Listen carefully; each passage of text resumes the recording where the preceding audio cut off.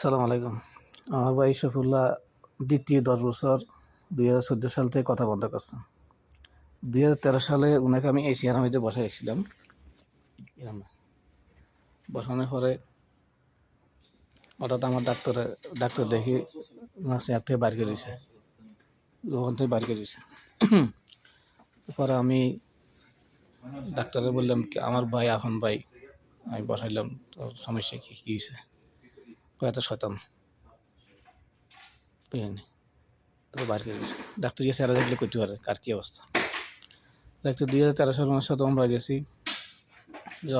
যাওয়ার আগের দিন উনি পট করে বলতেছে, তোকে আমি লেখাপড়ার খরচ দিছি, লেখাপড়া না করাইলে তোর টাকা পরীক্ষার সময় টাকা পয়সা না দিলে তুই এতটুকু উন্নতি করতে পারতি না।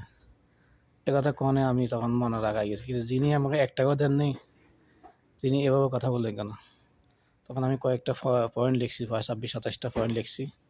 এই পয়েন্ট নিয়ে আমি ওনাকে মক্কা শরীফ যাইতে সময় গাড়ির মধ্যে ধরছি আলহামদুলিল্লাহ নূর মোহাম্মদের সামনে।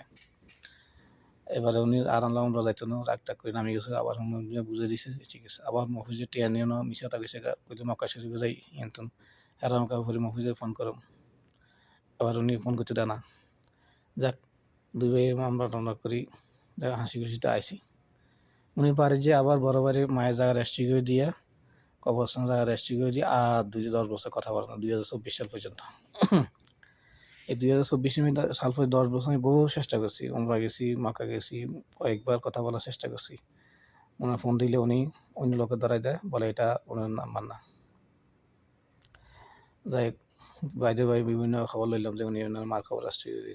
এর মধ্যে ওনার ছেলে মোতালাবের জন্য বিষয় নিচ্ছে, টাকা নাই। ভাবি অন্য মানুষের মাসের টাকা লাগে খুঁজতেছে, বাড়ি মোস্তফাতে নিচ্ছে। আমার সাথে যোগাযোগও নাই। আমি মাসে যেখানে গেছি শুনি, আমি আবার ভাবির কথা বলি, বাইরে ফোন করে টাকা দিব কিনা, ভাই ফোন ধরে না। তবু আমি ১ লাখ টাকা পাঠাইছি। দেখেন, ভাইয়ের সাথে যোগাযোগ নাই, ভাবির সাথে যোগাযোগ, এরা ব্লক করে রাখে, দরকার হলে ব্লক খুলব, দরকার নেই ব্লক করে রাখি দেয়। তবু আমি ১ লাখ টাকা পাঠাইছি অনিশ্চিত, যারা জীবনে আমাদের কিছু করা নেই, তবু পাঠাইছি। যাই হোক, এখন এই ২০২৫-২৪ কথা বলার উদ্দেশ্য হচ্ছে ওনার ছেলে মোতালেব অসুস্থ। আমি যেহেতু ফার্মেসি চাকরি করি, ওই জন্য আমার কাছে আসছেন কী পাবো ওষুধ দেওয়া যায়। তাই মোতাল্লাহ কথাবার্তা বলি, ওষুধ দিয়েছি, এই জন্য আসছেন, নাহলে কথা এখানেও আসছেন না। তাও আমার এখানে খাওয়ানো, মাসুদ এখানে খাইছে, আমার দোকানে বসানো চলে গেছে।